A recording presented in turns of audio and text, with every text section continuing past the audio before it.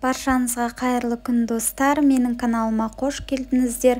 Бүгін сіздерге сникерс пирогының рецептісін ұсынамын. Ыдысымызға бөлме температурасындағы сары майды салып, оның үстіне қантты қосып, жақсылап араластыратын боламыз. Одан кейін жұмыртқамызды жарып аламыз. Барлығы біркелкі масса болғанша араластырамыз.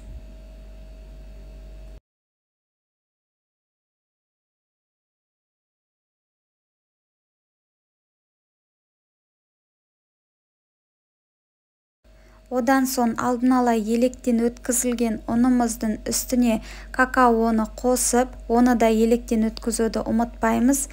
1 шай қасық қамыр қопсытқышты қосып, жақсылап араластырып аламыз. Енді сұйық массамызға қосып, араластырып, қамыр дайындайтын боламыз. Бұл пирогты тапсырысқа да дайындасаңыздар болады. Өте жұмсақ, дәмді, нәзік болып шығатын пирогтардың бірі. Қалған ұнымызды да қосып, қолымызбен жұмсақ қамыр илейміз.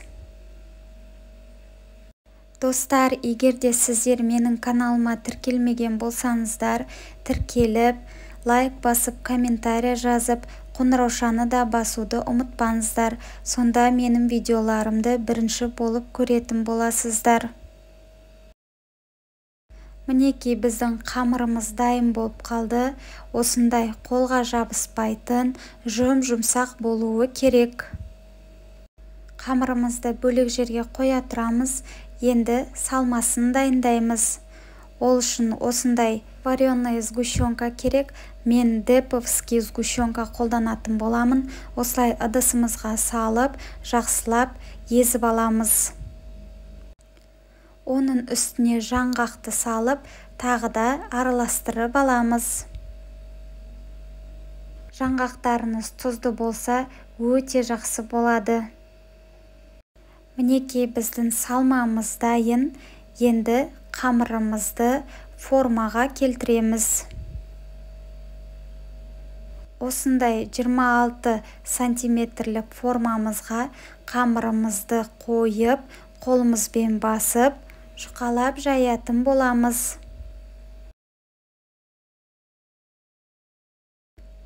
Одан соң бортиктарын жасаймыз. Сіздер пергамент қағазының орнына фольганы қолдансаңыздар да болады.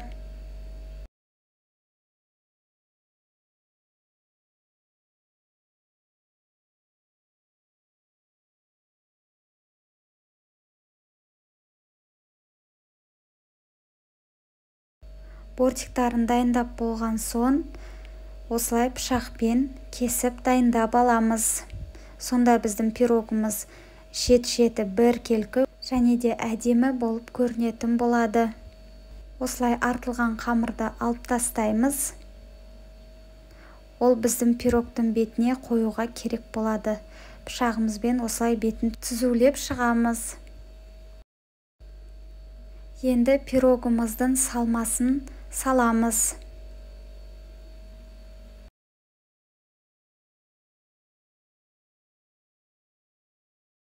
Бортиктарыңыз менікі сияқты тым жоғары болып кетсе, пышақтың көмегімен кесіп алып тастасаңыздар болады.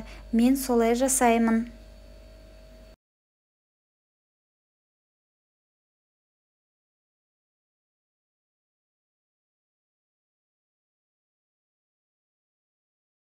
Енді артылған осы қамырды ұнның көмегімен жайып алып, осылай пирогтың бетін әдемілеп әрлейтін боламыз.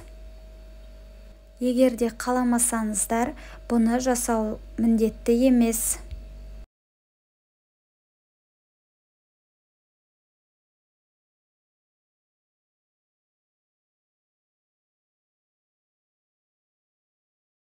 Пирогымызды қызып тұрған 170 градустағы пеште шамамен 40-45 минут шамасында пісіріп аламыз. Одан кейін толықтай суытып болғаннан кейін мен тоңазытқышқа 2-3 сағатқа қойып қоямын. Сонда біздің пирогымыз одан әрі дәмді болып шығады.